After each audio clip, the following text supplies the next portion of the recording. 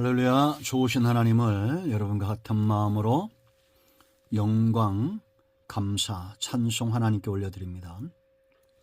오늘도 여호와의 복된 날임을 확신합니다. 자, 오늘 말씀은 잠언 27장 14절로 17절 말씀입니다. 기도합니다. 영광과 감사와 찬송이 우리 하나님께 있습니다. 온 마음으로 하나님을 사랑하며 예배합니다. 우리의 모든 죄와 허물을 주의 보혈로 덮으시며 씻으시고 주의 이름을 간구하며 사모하는 모든 영혼들의 눈을 여시고 귀와 마음을 열어주시기를 원합니다. 말씀을 읽으며 들을 때 우리의 심령이 회복되게 하시고 말씀 가운데 큰 깨달음과 은혜를 응답을 허락하여 주시기를 원합니다. 종을 낮추시고 겸손하게 하시고 오직 말씀에 도구만 되게 하옵소서. 오늘도 말씀하실 하나님을 사모합니다. 예수님의 이름으로 기도합니다. 아멘. 자, 14절 말씀 보겠습니다. 이른 아침에 큰 소리로 자기 이웃을 축복하면 도리어 저주같이 여기게 되리라. 다투는 여자는 비 오는 날에 이어 떨어지는 물방울이라.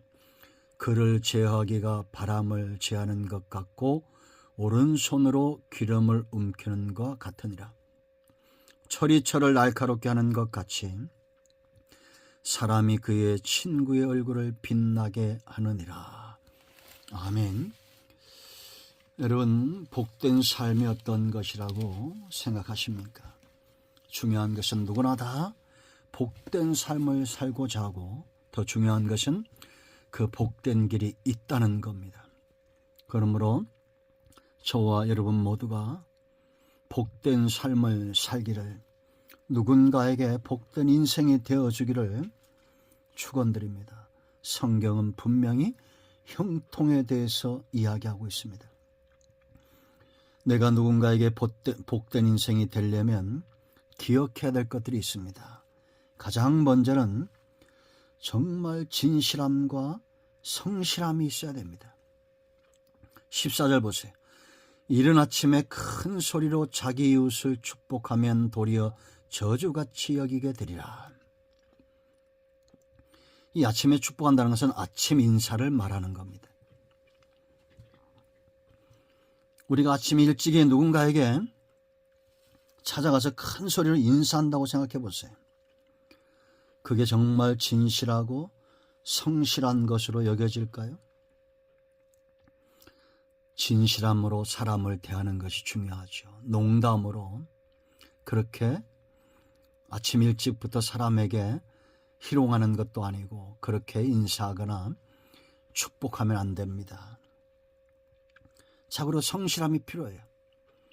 어쩌다가 감동이 오면 좀 마음에 땡기면 그냥 큰 소리로 그렇게 한바탕 해대고, 그러지 않으면 또 원수처럼 대할 때도 있고, 실제로 그런 살다 보면 그런 분들을 만날 수가 있습니다.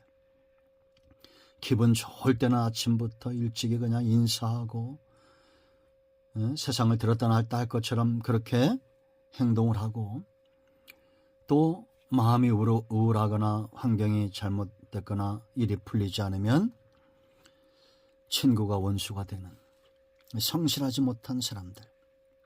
하나님은 진실과 성실함으로 살아가는 자들을 복이 있다 하십니다.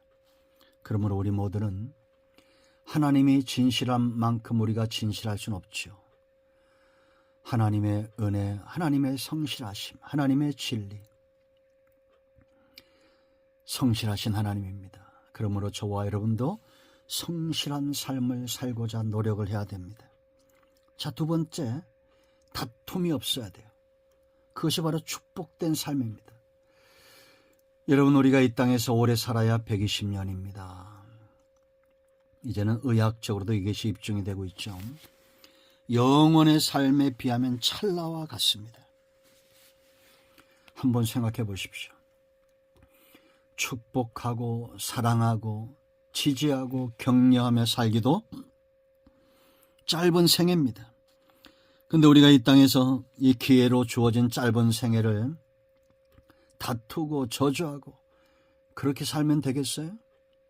안 되죠. 사랑하십시오. 축복하고 지지하고 그렇게 살아가십시오. 그렇게 살기도 짧은 생애입니다. 15절 16절 보세요. 다투는 여자는 비 오는 날에 이어 떨어지는 물방울 같다. 이 사람을 제어할 수 없다는 겁니다. 바람을 제하는 것 같이 오른손으로 기름을 움키는 것 같이 이렇게 할 수 있습니까? 바람을 잡을 수 없습니다. 기름을 오른손으로 잡아봐요. 잡을 수 없습니다. 수년간 욕을 해서 아주 욕을 먹는 분이 있죠. 욕으로 유명하신 분.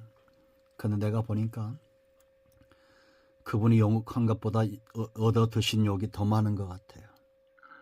제가 옹호하고 싶은 마음은 없습니다. 그런데 어떤 욕을 했길래 도대체 이 양반이 이렇게 욕을 얻어먹나고 제가 들어봤어요. 그 들어보니까 제가 듣고 깨달은 게 있습니다. 그게 뭐냐? 절대 남자는 말로 여자를 이기지 못한다.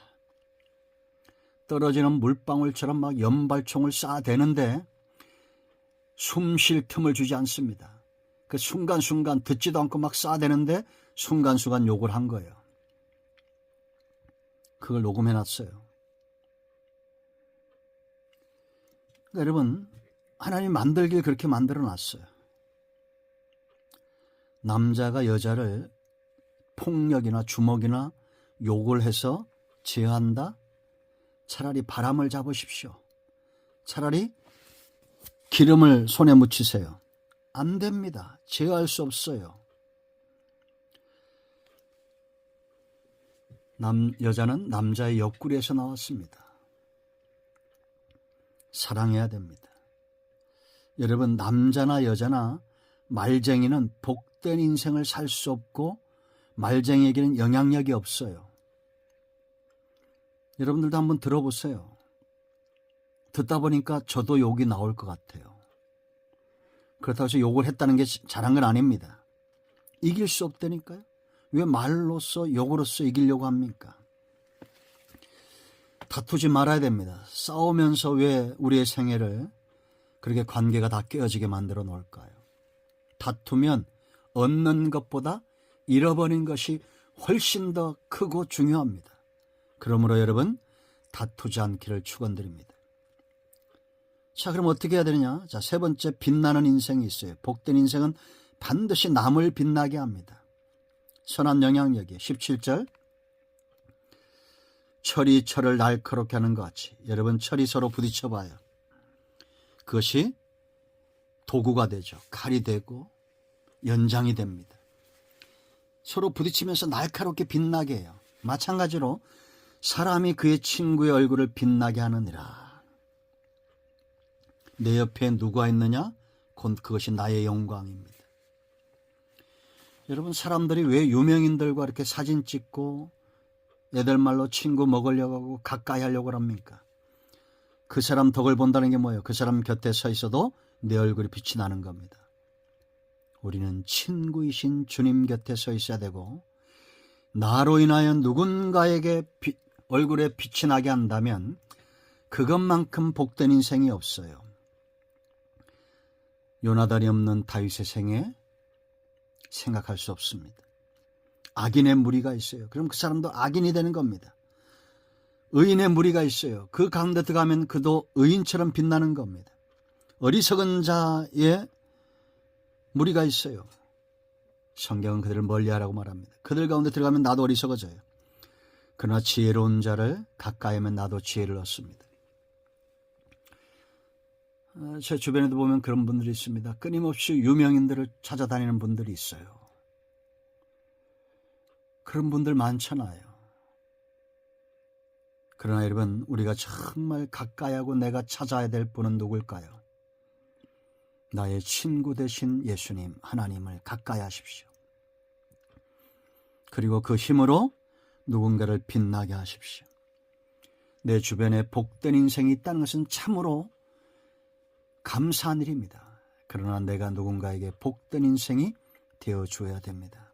이런 모두가 이와 같은 삶의 축복을 누리길 축원드립니다. 기도합니다. 예수님의 이름을 의지하기도 합니다. 이 말씀대로 되게 하여 주시옵소서. 우리 가운데 마음이 상한 자, 병든 자 치유하시고 회복시켜 주시기를 원합니다.